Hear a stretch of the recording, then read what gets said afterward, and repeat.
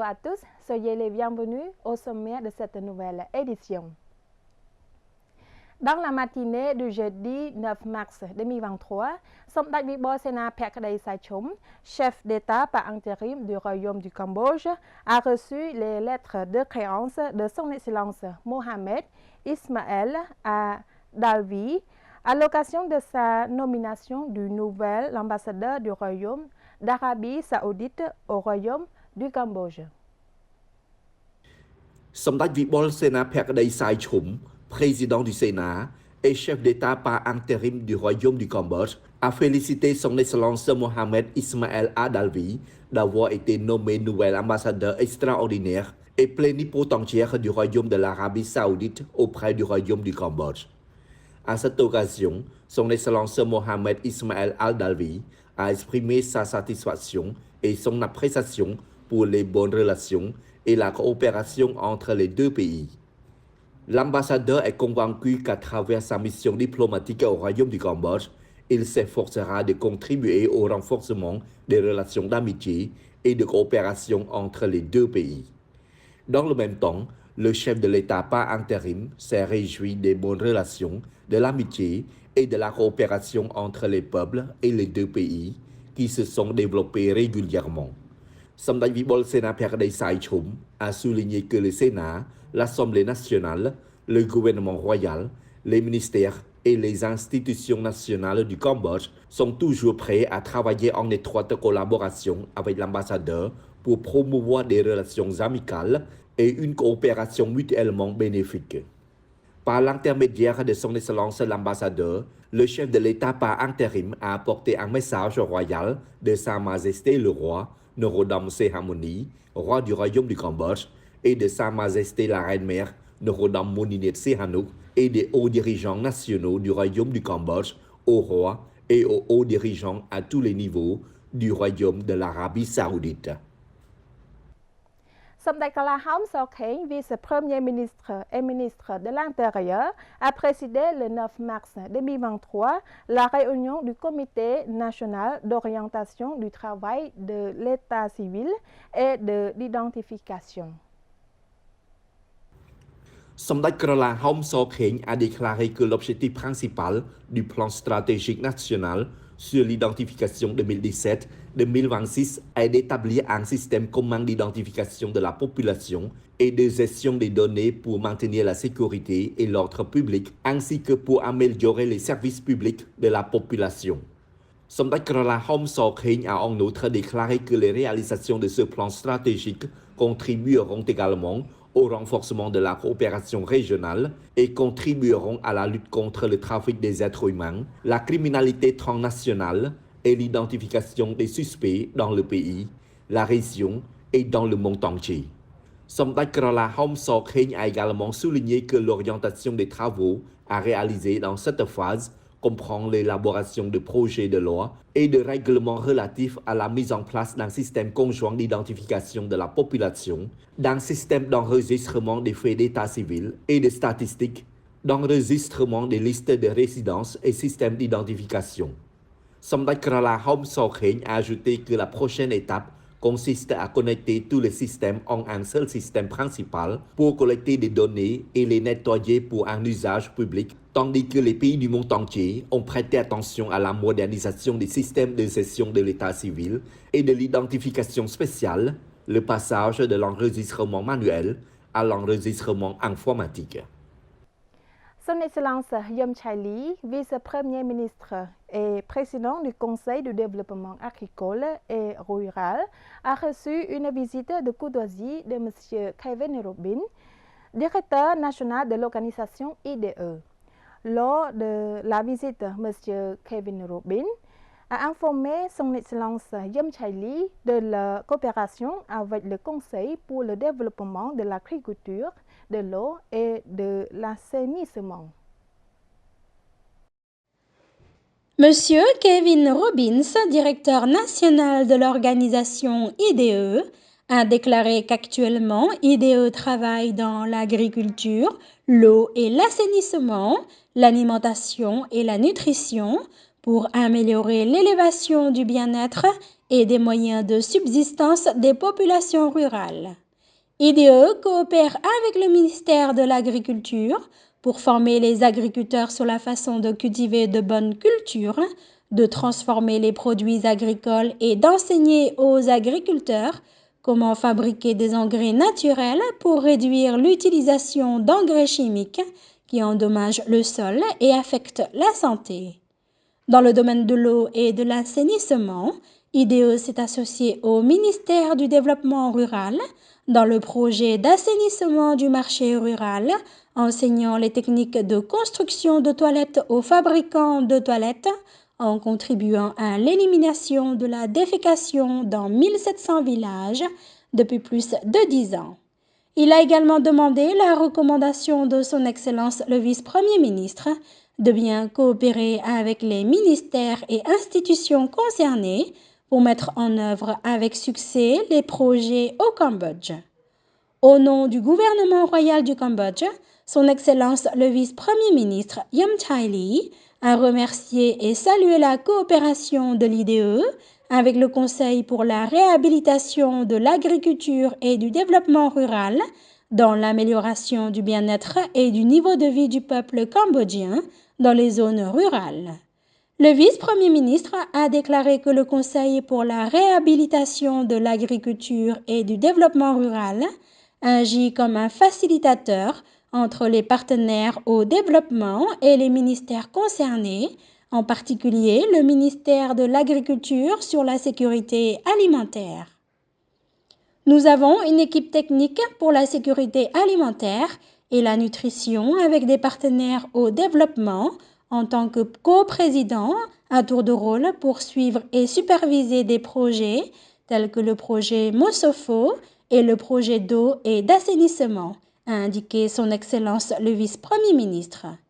Il a poursuivi en disant que le gouvernement royal du Cambodge accorde une haute priorité à la sécurité alimentaire, à la nutrition et à la protection sociale, à l'eau et à l'assainissement, car c'est au cœur du développement du capital humain, du développement social, de l'amélioration du niveau de vie et de la qualité de vie de la population.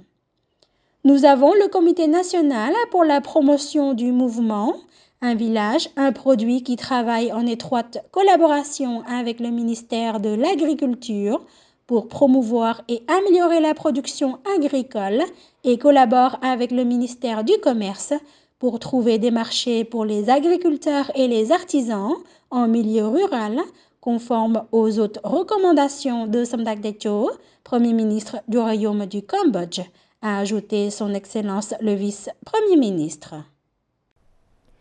Son Excellence អគ្គបណ្ឌិតសភាចារអូនព័រមនីរដ្ឋ Vice-premier ministre et ministre de l'économie et des finances a présidé la célébration du 112e anniversaire Journée internationale de la femme le 8 mars.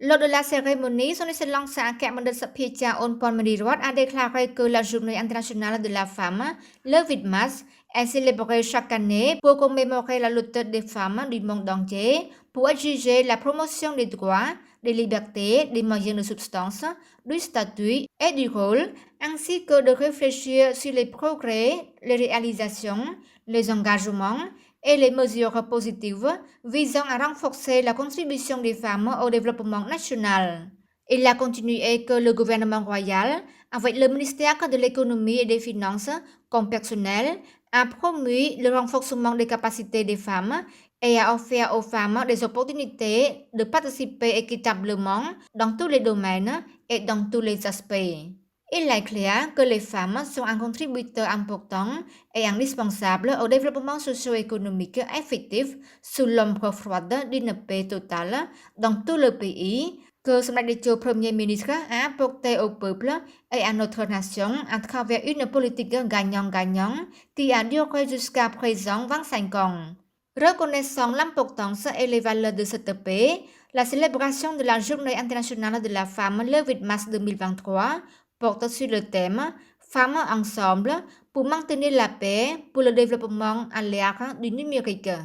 Relié avec le thème de la célébration de la Journée internationale de la femme le 8 mars 2023,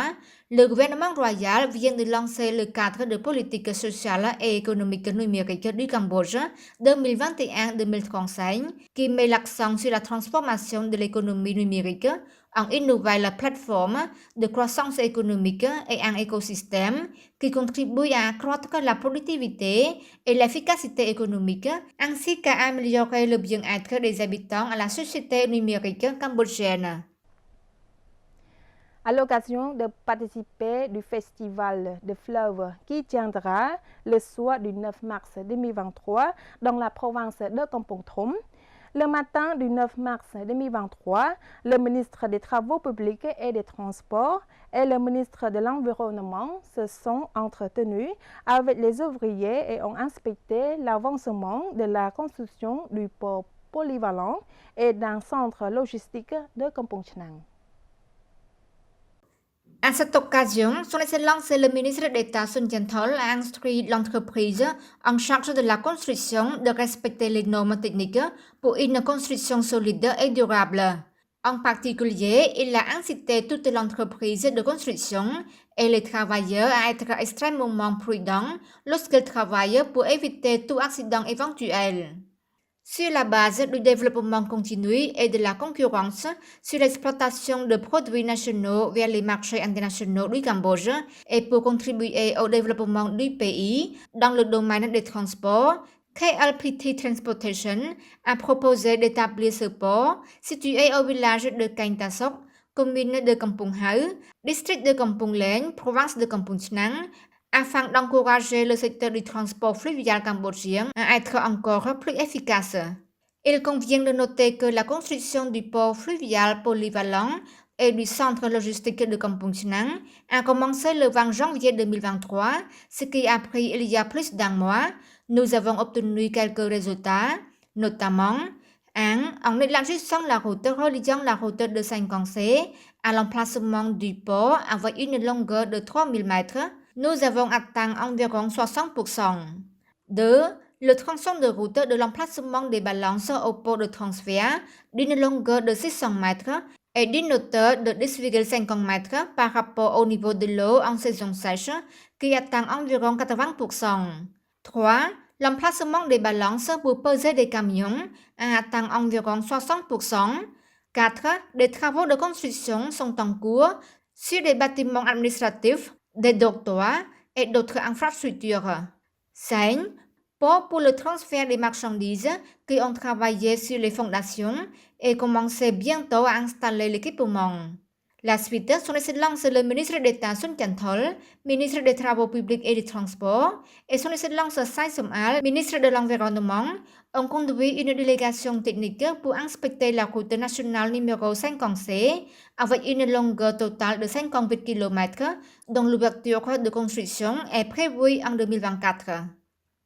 À l'occasion de la cérémonie de nomination et de changement de poste des officiers de la brigade d'intervention 128, première zone militaire de la province de Stung Treng, le 9 mars, son Excellence le lieutenant général Hun Manet, commandant adjoint des forces armées royales cambodgiennes, commandant des forces terrestres, a fait ces remarques importantes.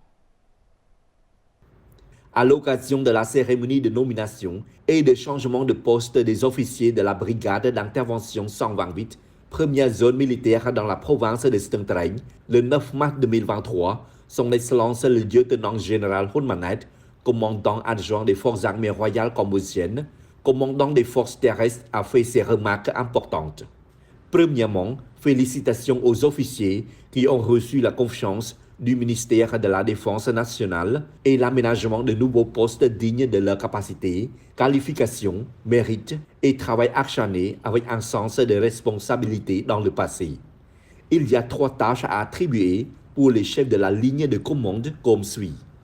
1. Maintenir les acquis de la génération précédente de leaders qui les ont réalisés. 2. Continuer à construire et à renforcer des unités supplémentaires dans tous les domaines. Et 3. Organiser comme base pour que les officiers se relaient et travaillent ensemble dans l'unité, bonne unité interne pour la relève.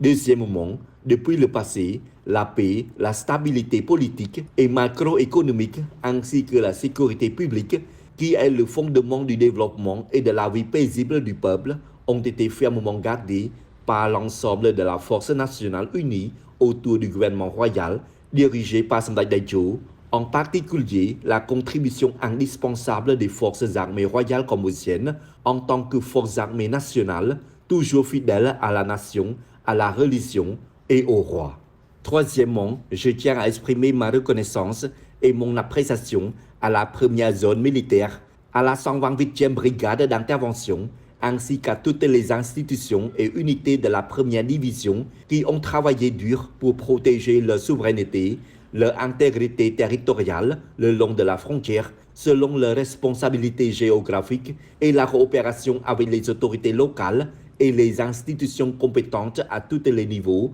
pour maintenir la sécurité, l'ordre public et la sécurité des habitants dans le passé afin d'obtenir de meilleurs résultats et réalisations. Quatrièmement, le renforcement de la défense nationale est une obligation constitutionnelle pour renforcer la capacité de l'armée à s'acquitter de ses fonctions de maintien de la paix, de la stabilité, de la sécurité et de l'ordre public, et tout cela fait partie de la réforme en cours des forces armées royales cambodgiennes, conformément au développement dans tous les domaines du pays. Dans cette direction, l'armée elle-même, ainsi que les unités et unités subordonnées, doivent continuer à faire avancer le processus de réforme afin de répondre efficacement et de suivre le rythme de la situation en constante évolution. Et c'est la fin de ce journal. Restez sur TVK. Très belle soirée à tous et bon week-end.